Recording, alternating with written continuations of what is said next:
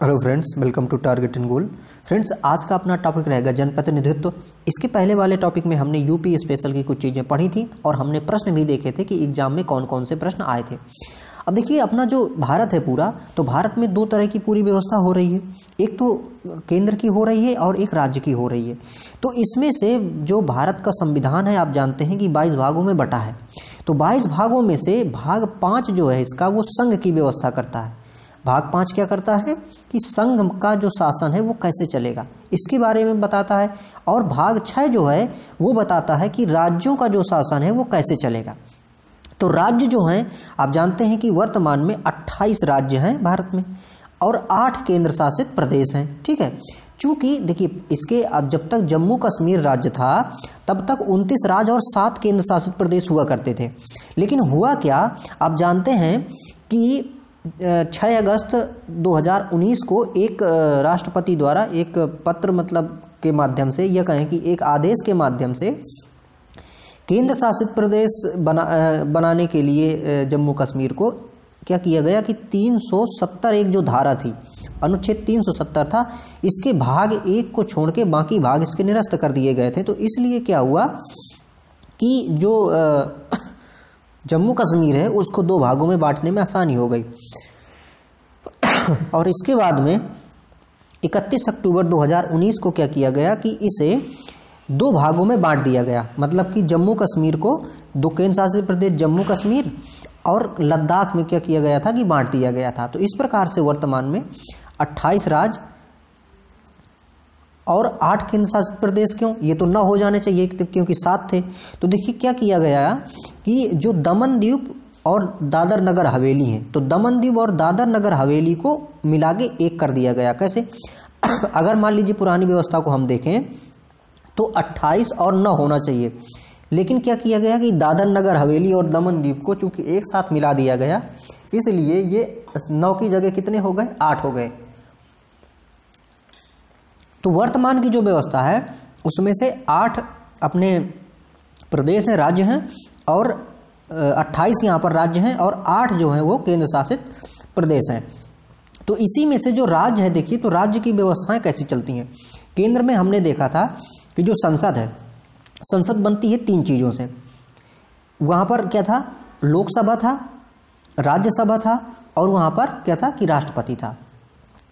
इसी प्रकार से जो स्टेट का मतलब राज्य का जो विधानमंडल होता है, विधानमंडल, वो विधानमंडल भी इसी तरह से बनता है। कैसे, वो एक तो बनेगा राज्यपाल, दूसरी वहाँ पर जो संस्था काम करेगी वो करेगी विधान परिषद, और एक होगी विधानसभा। अब देखिए, जो विधान परिषद है, विधान परिषद सारे राज्यों में नहीं है, लेकिन यूपी में विधान परिषद है। तो इस प्रकार से इसका जो स्ट्रक्चर होगा विधानमंडल का, वो कैसा होगा कि यहाँ पर राज्यपाल होगा, विधान परिषद होगा और विधानसभा होगी। तो इस प्रकार से जो स्तर है ये बन गया। अब यहाँ पर देखिए, जो कार्यपालिका है, तो राज्य की कार्यपालिका की जो शक्ति है वो राज्यपाल में निहित होती है। ये अनुच्छेद 154 के तहत कहा गया है। और इस शक्ति का जो प्रयोग है संविधान के अनुसार वो करता है, और मतलब स्वयं करता है कुछ, और कुछ में क्या होता है कि उसको जो अधिकारी हैं उनसे उसको सलाह के रूप में काम करता है या करवाता है। तो ये पूरी व्यवस्था इस तरह से की गई है। अब राज्यपाल की जो नियुक्ति है वो राष्ट्रपति द्वारा की जाएगी। ये अनुच्छेद 155 में लिखा गया है कि राज्यपाल की नियुक्ति कौन करेगा, राष्ट्रपति करेगा। राज्यपाल की कुछ जो शक्तियां हैं या फिर हम कहें जो योग्यताएं हैं वो कुछ ऐसी होंगी कि देखिए, उसे मिनिमम 35 वर्ष का होना चाहिए। अगर कोई व्यक्ति राज्यपाल बनना चाहता है तो 35 वर्ष का हो और वो भारत का नागरिक होना चाहिए। राज्यपाल राष्ट्रपति के प्रसाद पर्यंत अपना पद धारण करते हैं। ये कहा गया है 156(1) के तहत, अनुच्छेद 156(1) के तहत। वैसे देखिए, ये प्रसाद पर्यंत अपना पद धारण करेगा, राष्ट्रपति जब चाहे तब उसको वहां से हटा सकता है, लेकिन अपने उसके पद से हटा सकता है। लेकिन समान तौर पर जो है वो 5 वर्ष की कार्य अवधि इसकी तय की गई है कि कोई भी जो राज्यपाल बनेगा समान तौर पर वो 5 साल के लिए बनेगा। लेकिन उसके पहले भी उसको क्या किया जा सकता है, हटाया जा सकता है। विधानसभा के सदस्यों की अगर बात करें यूपी में तो 403 है, मतलब 403 विधायक यहाँ पर चुने जाते हैं। और ये जो विधायक हैं यानी कि विधानसभा के जो सदस्य होंगे उनमें से ये सीधे सीधे डायरेक्ट चुने जाते हैं, मतलब कि वयस्क मताधिकार के द्वारा या वयस्क मतदाताओं के द्वारा चुने जाते हैं। और वयस्क मतदाता का मतलब है कि कोई भी व्यक्ति जो 18 वर्ष से ज़्यादा का है, उस प्रदेश का है, तो वो इसके चुनाव में भाग लेगा, मतलब कि वो वोटिंग करेगा। सर्वाधिक अगर विधानसभा सीटों की बात करें तो कहाँ पर है, मतलब यहाँ पर अगर जिलों की बात करें तो सबसे ज़्यादा देखिए प्रयागराज में कितनी है 12, मतलब कि सबसे ज़्यादा विधायक कहाँ पे बनते हैं, प्रयागराज में बनते हैं, 12 हैं। और इसके बाद में दूसरा जो है वो है आजमगढ़ एवं कानपुर, यहाँ पर दोनों जगह पे 10-10 बनते हैं। इसके बाद में आगरा का नंबर आता है। सबसे कम की बात करें कि सबसे कम विधानसभा की सीटें कहाँ पे हैं या जो विधायक हैं वो कम बनते हैं, तो यहाँ पर चित्रकूट, हमीरपुर, ललितपुर, महोबा तथा श्रावस्ती, इन सब में 2-2 सीट है मात्र। विधायकों की कितनी सीट है, मात्र केवल 2 सीटें हैं। उत्तर प्रदेश विधानसभा के कुल सदस्यों की संख्या, अब देखिए विधानसभा में हमने देखा ऊपर कि 403 सीट थी। अगर अब परिषद की बात करें, चूंकि यहाँ पे 2 सदनीय व्यवस्था, हमने शुरू में देखा कि यहाँ पर विधानमंडल में कौन कौन होगा, राज्यपाल होगा, विधानसभा होगी और विधान परिषद होगी। तो विधानसभा में हमने देखा यहाँ पर 403 है, 403 विधायक बनते हैं। लेकिन अगर वहीं पर हम विधान परिषद की बात करें तो विधान परिषद की जो यहाँ पर संख्या है वो कितनी है, 100 है। मतलब विधान परिषद के जो सदस्य हैं वो यहाँ पर कितने चुने जाएंगे, 100 चुने जाएंगे। विधान परिषद जो है वो एक स्थायी सदन है। मतलब कि देखिए उसके हम देखते हैं कि विधानसभा जो है 5 साल में चुनाव होता है, सरकारें बदल जाती हैं। लेकिन अगर हम यहीं पर विधान परिषद की बात करें तो ये स्थायी सदन है, मतलब ये कभी भी भंग नहीं होता है। इसे निरस्त किया जा सकता है लेकिन इसे भंग नहीं किया जा सकता। तो प्रश्न कभी कभी ये पूछता है कि ऐसा कौन सा सदन है जिसे निरस्त तो किया जा सकता है, मतलब उसे भंग किया जा सकता है लेकिन निरस्त नहीं किया जा सकता। निरस्त का मतलब है कि उसको जैसे कि ये 5 साल में चुनाव होते हैं, सरकार बदल जाती है, इस प्रकार से विधान परिषद के साथ नहीं किया जा सकता। तो इसको हम खत्म कर सकते हैं स्टेट से, लेकिन इसको उस तरह से हटा नहीं सकते हैं। और इसमें से प्रत्येक जो इसका सदस्य होगा उसकी जो कार्यकाल होगा वो 6 वर्ष का होगा। इसमें एक ये प्रावधान किया गया है कि प्रत्येक 2 वर्ष में 1/3 सदस्य जो हैं वो क्या कर दिए जाएंगे, हटा दिए जाएंगे। तो 1/3 प्लस अगर 1/3 प्लस 1/3 मतलब कि ये देखिए 6 वर्ष के कालकाल में 2 वर्ष के हिसाब से। तो इस प्रकार से ये स्थायी बना रहता है, इसमें पूरे सदस्य हमेशा बने रहते हैं और 2 वर्ष की अवधि में 1/3 सदस्य जो हैं उनको बाहर किया जाता है, उसके स्थान पर नई नियुक्ति कर ली जाती है। भारतीय संविधान के अनुसार विधान परिषद का गठन या समापन राज्य विधानसभा के संकल्प प्रस्ताव पर संसद द्वारा किया जाता है। मतलब इसका संकल्प जो है वो विधानसभा क्या करती है कि पेश करती है और उसके हिसाब से जो संसद है ये इसके लिए बना के देता है। मतलब विधान परिषद का जो गठन है वो संसद द्वारा किया जाता है और उसमें जो संकल्प प्रस्ताव है वो राज्य विधानसभा द्वारा भेजा जाता है। ये अनुच्छेद 169 के तहत संविधान में व्यवस्था की गई है। उत्तर प्रदेश के लोकसभा हेतु 80 सदस्य हैं। हमने देखा था कि जो यहाँ से सांसद बनते हैं वो कितने बनते हैं, 80 बनते हैं और ये देश में सर्वाधिक हैं, सर्वाधिक सांसद यहीं से बनते हैं। राज्यसभा, चूंकि देखिए संसद जो है उसमें जो राज्यसभा है तो राज्यसभा में राज्यों का ही प्रतिनिधित्व होता है। मतलब राज्य से ही वहाँ पर उनका प्रतिनिधित्व लोग जाके करेंगे। तो यहाँ से यूपी से कितनी उनकी संख्या है, 31 है। तो 31 लोग राज्यसभा में यूपी के प्रतिनिधित्व करते हैं। और देखिए राज्यसभा जो है उसमें से मैक्सिमम 250 सीट हो सकती हैं। मैक्सिमम कितनी हो सकती है, 250। वर्तमान में कितनी है, 245। तो 245 हैं और 245 में से 31 सीट जो हैं वो यूपी से जाके भरती हैं। तो इस प्रकार से व्यवस्था की गई है वहां पर। राज्य के मुख्यमंत्री की नियुक्ति राज्यपाल द्वारा की जाती है। तो राज्य के जो मुख्यमंत्री हैं इसकी नियुक्ति जो है वो राज्यपाल द्वारा की जाती है तथा राज्यपाल मुख्यमंत्री के परामर्श पर अन्य मंत्रियों की नियुक्ति करता है। तो जैसे जब ये लोग अपना वो गठन करते हैं, सरकार जब बनती है तो सबसे पहले क्या होता है कि मुख्यमंत्री की नियुक्ति राज्यपाल द्वारा कर दी जाती है। फिर मुख्यमंत्री जिन जिन लोगों को कहता है कि इनको क्या करो कि मतलब इनको मंत्री बना दो, तो फिर ये जो राज्यपाल है मुख्यमंत्री के सुझाव के हिसाब से उन लोगों को वो पद, मंत्री का पद सौंप देता है, दे देता है। उत्तर प्रदेश में प्रथम मुख्यमंत्री की अगर बात करें तो पंडित गोविंद बल्लभ पंत थे, जो कि 1 अप्रैल 1986 से 27 दिसंबर 1946 से लेके, एक्चुअली ये 1 अप्रैल 1946 से लेके 27 दिसंबर 1954 तक थे। तो ये कौन से थे? ये प्रथम मुख्यमंत्री थे उत्तर प्रदेश के। नारायण दत्त तिवारी उत्तर प्रदेश के ऐसे एकमात्र राजनीतिज्ञ हैं जिन्होंने उत्तर प्रदेश के अलावा एक दूसरे राज्य उत्तराखंड में भी मुख्यमंत्री की भूमिका निभाई थी, या कहें कि वहाँ पर मुख्यमंत्री वो बने थे। उत्तर प्रदेश के सबसे युवा मुख्यमंत्री की अगर बात करें तो वो अखिलेश हैं, जो कि सबसे युवा मुख्यमंत्री बने हैं, अखिलेश सिंह यादव, जिनका कार्यकाल जो है वो 15 मार्च 2012 से 19 मार्च 2017 तक था। इसके बाद फिर भाजपा की सरकार आ गई थी, तो योगी आदित्यनाथ जी को फिर मुख्यमंत्री बनाया गया था। और ये जो अखिलेश थे, जिनको सबसे कम उम्र के जो थे, ये 31वें नंबर के थे, और व्यक्तिक्रम के हिसाब से देखा जाए तो 20वें नंबर के मुख्यमंत्री थे। चौधरी चरण सिंह एवं विश्वनाथ प्रताप सिंह ने उत्तर प्रदेश के मुख्यमंत्री रहने के साथ साथ भारत के प्रधानमंत्री पद को भी सुशोभित किया है। उत्तर प्रदेश की पहली महिला मुख्यमंत्री की अगर बात की जाए, और ये देश में किसी राज्य की पहली थी, देश में किसी राज्य की भी पहली थी, और ये थी कौन? सुचेता कृपलानी, जो कि 2 अक्टूबर 1963 से 13 मार्च 1967 तक अपना पदभार ग्रहण की थी। यहाँ पर देखिए, ये सुश्री मायावती एकमात्र राजनीतिज्ञ हैं जिन्होंने उत्तर प्रदेश के मुख्यमंत्री पद का 4 बार सुशोभित किया है। मतलब ये 4 बार यहाँ की मुख्यमंत्री बनी हुई हैं, 4 बार रही हैं।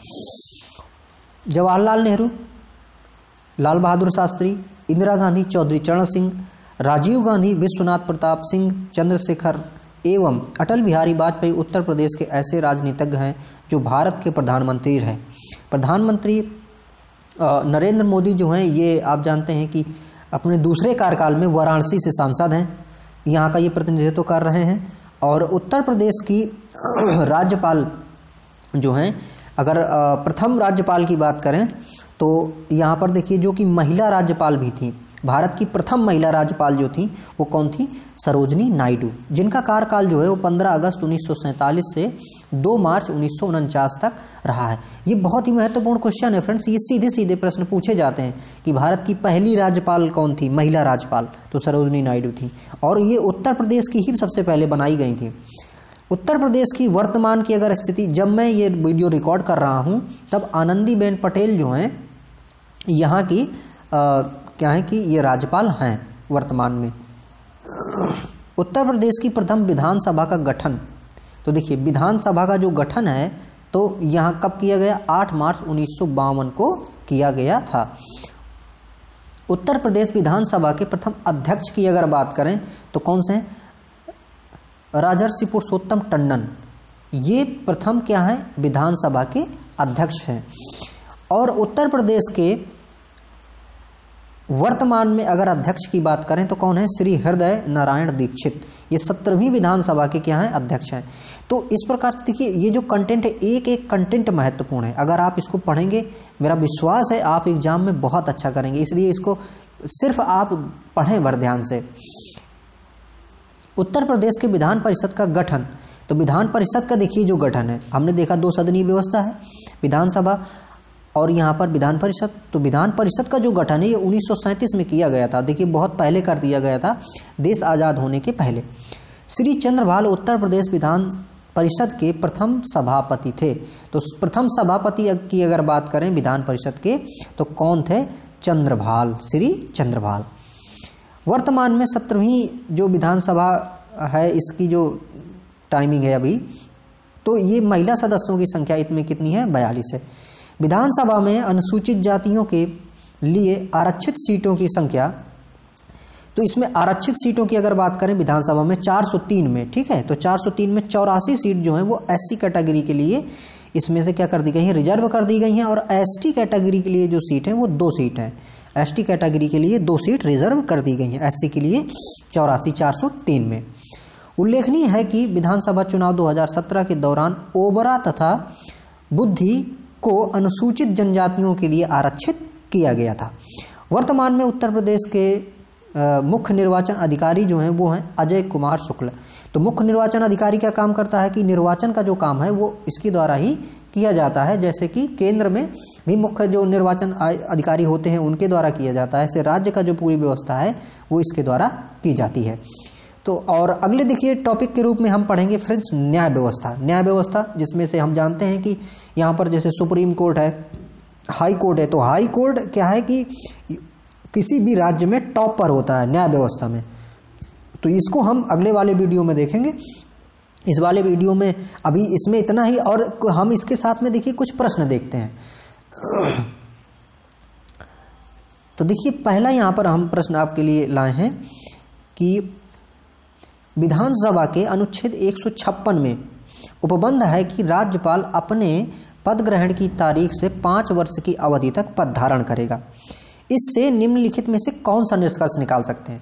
इसमें जो 156 है, 156 में ये कहा गया है कि 5 साल तक वो क्या करेगा, अपना पद धारण करेगा। तो आप इसमें से क्या मतलब निकाल रहे हैं? पहला ऑप्शन है इसमें किसी राज्यपाल को उसकी पदावधि पूरी होने से पूर्व पद से नहीं हटाया जा सकता, क्या ये है इसका मतलब? और दूसरा है कोई राज्यपाल 5 वर्ष की अवधि के बाद अपने पद पर नहीं बना रह सकता है, क्या इसका कारण, इसका मतलब ये है? तो नहीं। इसमें देखिए न तो पहला मतलब कथन सही है, न दूसरा सही है। क्यों? क्योंकि देखिए किसी राज्यपाल को उसकी पदावधि पूरी होने से पहले भी हटाया जा सकता है राष्ट्रपति के द्वारा। इसका मतलब है कि पहला कथन क्या हो गया, गलत हो गया। वहीं अगर हम दूसरे कथन की बात करें कि कोई राज्यपाल 5 वर्ष की अवधि के बाद क्या नहीं रह सकता, रह सकता है यदि राष्ट्रपति चाहे। और राष्ट्रपति किसके हिसाब से काम करता है? जो लोकसभा में सरकार होती है तो उसके हिसाब से कार्य करता है। तो इस प्रकार से उसको 5 साल के बाद भी रखा जा सकता है। इसलिए ये दोनों चीजें क्या है यहाँ पर गलत है। निम्नलिखित में से कौन राज्यपाल की नियुक्ति करता है? राज्यपाल की नियुक्ति कौन करता है? ऑप्शन है देखिए केंद्रीय मंत्रिमंडल, बी में है उच्चतम न्यायालय के मुख्य न्यायाधीश, सी में है लोकसभा के अध्यक्ष और डी में है भारत के राष्ट्रपति। तो राज्यपाल की नियुक्ति कौन करता है? भारत के राष्ट्रपति करते हैं, मतलब कि ऑप्शन डी यहाँ पर सही है। अगला है देखिए पश्चिम बंगाल की प्रथम महिला राज्यपाल कौन थी? पश्चिम बंगाल की पूछा गया है यहाँ पर। तो कौन थी? ये थी फ्रेंड्स यहाँ पर पद्मजा नायडू, मतलब कि बी ऑप्शन सही है। अगला प्रश्न है भारत के एक राज्य के राज्यपाल से संबंधित निम्नलिखित कथनों पर ध्यान दीजिए। पहला ऑप्शन इसमें दिया गया है उसे जन्म से भारत का नागरिक होना चाहिए। अब देखिए भारत का नागरिक तो होना चाहिए, लेकिन क्या जन्म से भारत का नागरिक होना चाहिए? ऐसी जरूरी बात नहीं है। भारत में ये जरूरी नहीं है कि वो जन्म से ही नागरिक हो। आप किसी भी समय अगर कोई नागरिक है तो बस इसकी वैलिडिटी हो गई। तो इसका मतलब ये पहला ऑप्शन इसमें गलत है। दूसरा देखिए उसकी आयु कम से कम 35 वर्ष होनी चाहिए। तो राज्यपाल की आयु हमने पिछला उसमें देखी थी कितनी होनी चाहिए, 35 वर्ष पक्की होनी चाहिए। तो इसका मतलब ये क्या है, ऑप्शन सही है। तीसरा ऑप्शन है उसमें लोकसभा का सदस्य होने की योग्यता होनी चाहिए। अब देखिए अगर उसको राष्ट्रपति बनना है तो लोकसभा का सदस्य होने की योग्यता होना चाहिए, लेकिन अगर राज्यपाल बनता है तो जो विधानसभा है उसका सदस्य बनने की योग्यता होनी चाहिए। तो इस हिसाब से अगर हम देखें तो ये ऑप्शन क्या हो जाता है, गलत हो जाता है। अगला ऑप्शन देखिए वह एक से अधिक राज्यों का राज्यपाल हो सकता है। क्या एक राज्यपाल को एक से अधिक राज्यों का राज्यपाल नियुक्त किया जा सकता है? बिल्कुल किया जा सकता है। तो इसलिए ये चौथा ऑप्शन सही होगा। तो देखिए इसमें से 2 ऑप्शन सही हो गए हमारा, दूसरा और चौथा। यही ऑप्शन किस में है? देखिए यहाँ पर डी में है, इसलिए डी ऑप्शन इसका सही हो जाएगा। अब देखिए ये जो प्रश्न है, प्रश्न की जो व्याख्या है वो ज्यादा महत्वपूर्ण है, इसलिए इसकी व्याख्या को भी आप जरूर ध्यान से सुने। जम्मू एवं कश्मीर के राज्यपाल की नियुक्ति कौन करता है? तो देखिए राज्यपाल कहीं का हो, नियुक्ति कौन करेगा? भारत का राष्ट्रपति ही करेगा। तो इस प्रकार से इसका ऑप्शन डी यहाँ पर सही हो जाएगा, भारत का राष्ट्रपति। किसी भारतीय राज्य के राज्यपाल से संबंधित निम्नलिखित कथनों पर सत्य नहीं है। जो इनमें से दिए गए जो कथन है उनमें से कौन सा कथन सत्य नहीं है वो बताना है हमें। देखिए पहला कथन क्या है, वह भारत के राष्ट्रपति द्वारा नियुक्त होता है, ये बात सही है। वह एक से अधिक राज्यों का राज्यपाल हो सकता है, ये भी बात ठीक है। वह 5 वर्ष तक पद में रह सकता है या रहता है, ये भी बात ठीक है। डी देखिए, यदि संबंधित राज्य की व्यवस्थापिका उसे पद से हटाने का प्रयास करे या प्रस्ताव भेजे या मतलब स्वीकार करती है तो उसे पद से क्या मुक्त किया जा सकता है? नहीं, ये बात गलत है।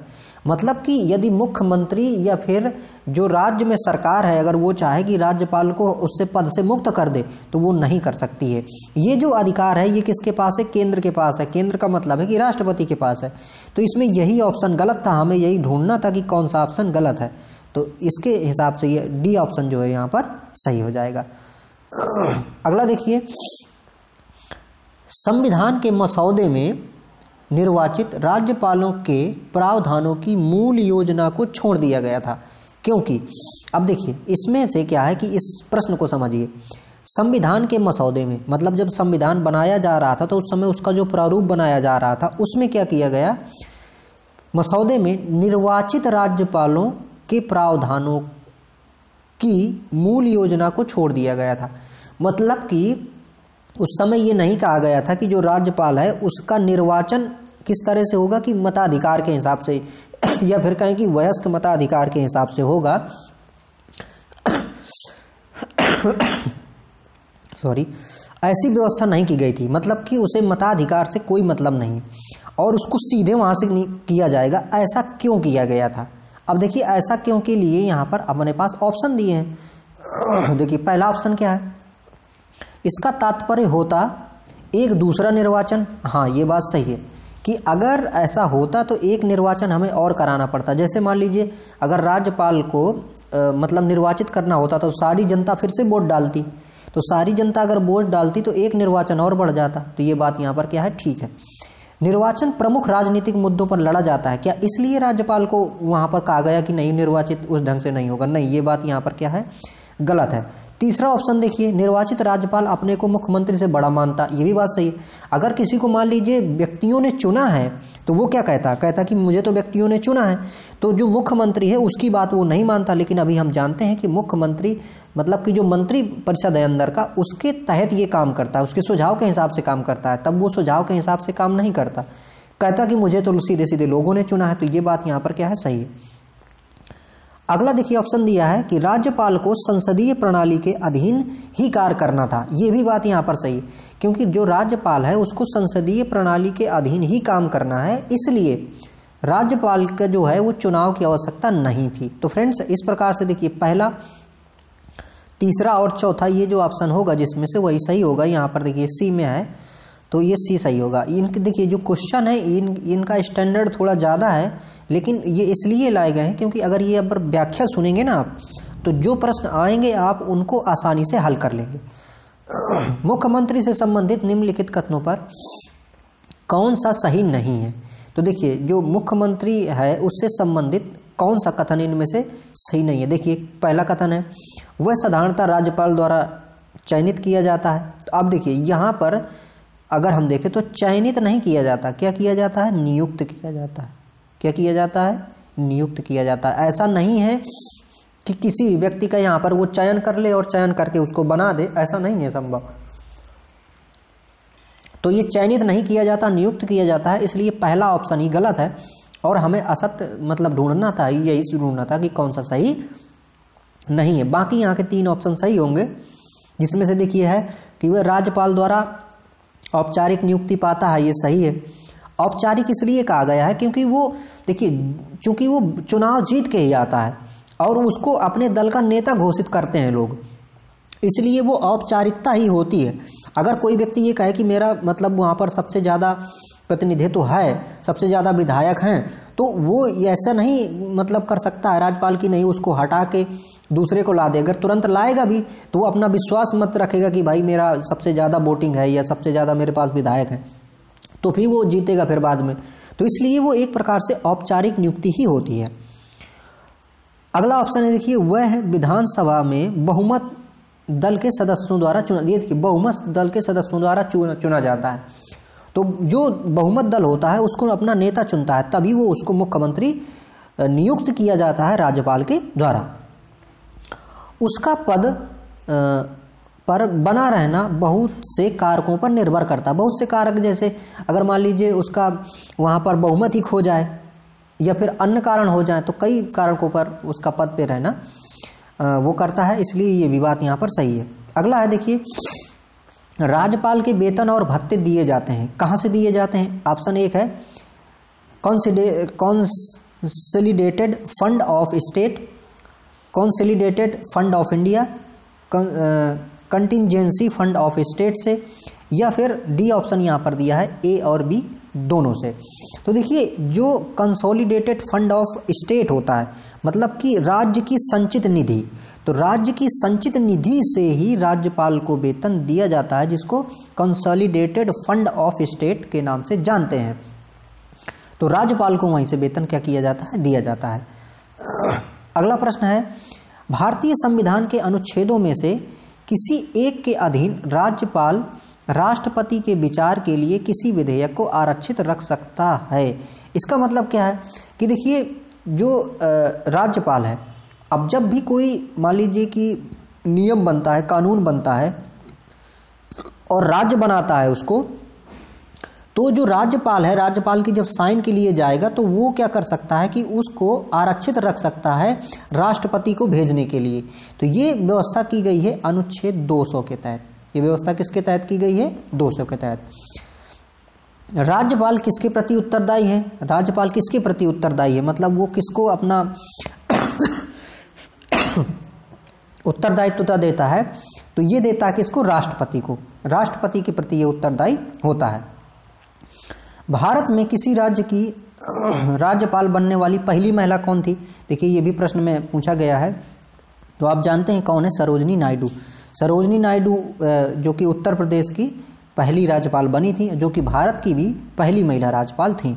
निम्नलिखित में से कौन भारत के राष्ट्रपति की इच्छा तक ही पद पर बने रह सकते हैं? ऑप्शन है देखिए, राज्यपाल, निर्वाचन आयुक्त, उच्चतम न्यायालय के न्यायाधीश या लोकसभा अध्यक्ष। तो राष्ट्रपति के इच्छा तक, राष्ट्रपति जब तक चाहे तब तक उसको रख सकता है। ये राज्यपाल में ये चीज़ क्या होती है? यहाँ पर लागू होती है। बाकी उच्चतम न्यायालय का जो न्यायाधीश है, इसको ऐसे नहीं हटाया जा सकता। इसको हटाने के लिए बहुत ही कड़ी प्रक्रिया है। इसी प्रकार से निर्वाचन आयुक्त को नहीं हटाया जा सकता। लोकसभा को अध्यक्ष को हटाने की जो प्रक्रिया है वो लोकसभा के पास है, राज्यपाल के इस प्रकार राज्यपाल के पास नहीं है, वो राष्ट्रपति के पास ऐसी शक्ति नहीं है। किसी राज्य के राज्यपाल द्वारा जारी ऑर्डिनेंस का अनुमोदन होना आवश्यक है। मतलब कोई भी राज्यपाल है, यदि ऑर्डिनेंस, कोई भी अध्यादेश है, तो कोई भी अगर अध्यादेश वो जारी करता है तो देखिए ऑर्डिनेंस अनुमोदन होना आवश्यक है। तो अगर वो जारी करता है तो किसके अनुमोदन के हिसाब से जारी करेगा? तो वो जारी करेगा राज्य की विधायिका द्वारा। राज्य की विधायिका अगर किसी ऑर्डिनेंस या अध्यादेश को लाती है तो वो फिर राज्यपाल द्वारा क्या किया जाएगा? उसको जारी कर दिया जाएगा। अगला देखिए, यहाँ पर प्रश्न दिया है, राज्यपालों के संदर्भ में निम्नलिखित में से कौन सा एक कथन सत्य नहीं है? कौन सा सत्य नहीं है? यहाँ पर देखिए, वह राज्य की विधायिका का अंग होता है। ये बात सही है कि गलत? सही है। देख क्यों? अभी हमने देखा था कि जो पूरा सिस्टम ही बनता है तो राज्यपाल और जो अपना विधानसभा, विधान परिषद है, इससे मिलके बनता है। वह मृत्यु दंड को क्षमा कर सकता है, ये बात गलत है। इसके देखिए जो राज्यपाल होता है उसको कुछ क्षमादान की कुछ शक्तियां होती हैं, लेकिन वो मृत्यु दंड को क्षमा नहीं कर सकता। मृत्यु दंड को क्षमा करने के लिए जो शक्तियां हैं वो सिर्फ राष्ट्रपति को दी गई हैं।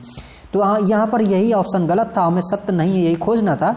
और अगला ऑप्शन देखिए क्या दिया था इसमें, कि वह राज्य के उच्च न्यायालय के न्यायाधीशों की नियुक्ति नहीं करता। ये बात सही, क्योंकि उच्च न्यायालय की जो न्यायाधीश हैं उनकी नियुक्ति कौन करता है? राष्ट्रपति करता है। ये सिर्फ उसको अनुमोदित करता है एक प्रकार से। उसके पास आपातकालीन शक्तियां नहीं है। मतलब कि आपातकाल जब लगता है तो ऐसा नहीं है कि वो जो अपने मूल अधिकार हैं उनको हटा सके। वो शक्ति किसको दी गई है? राष्ट्रपति को दी गई है। तो ये भी बात यहाँ पर क्या है कि सही बात है। और हमें गलत बात चूंकि ढूंढनी थी तो हम यहाँ पर देखे थे कि क्या है कि मृत्युदंड को वो नहीं क्षमा कर सकता है।